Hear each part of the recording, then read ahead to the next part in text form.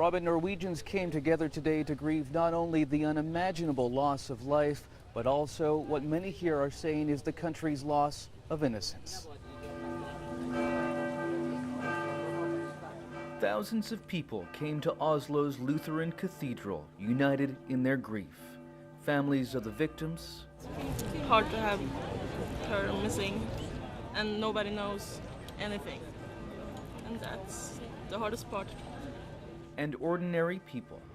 We all feel that this is part of us and that we are hit by this tragedy.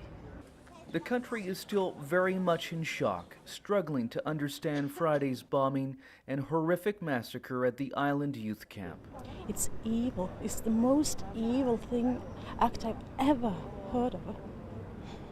Even the cathedral's clock was scarred in Friday's attacks, and it's become the unofficial memorial to the victims, where mourners come to lay flowers. Inside, Norway's king and queen wept openly as the prime minister led a tribute to those who were killed. Til sammen utgjør tapet en nasjonal tragedie. Each and every death is a tragedy, he said. Combined, the losses have become a national tragedy. As Norwegians mourned, the suspected gunman, Anders Behring Breivik, pictured here in a wetsuit and machine gun, admitted his guilt.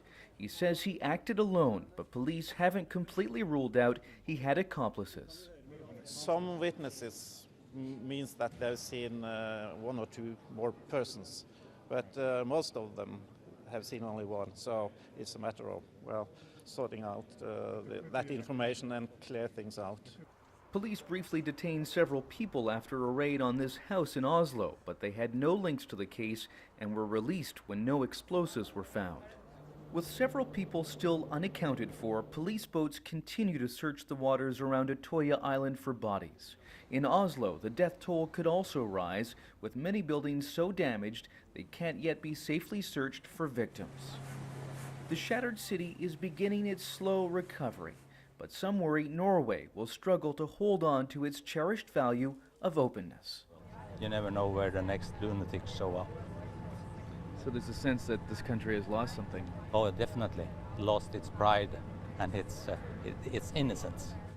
And Robin, grief tonight is turning to anger and calls for justice, with the legal proceedings against the accused gunman getting underway tomorrow.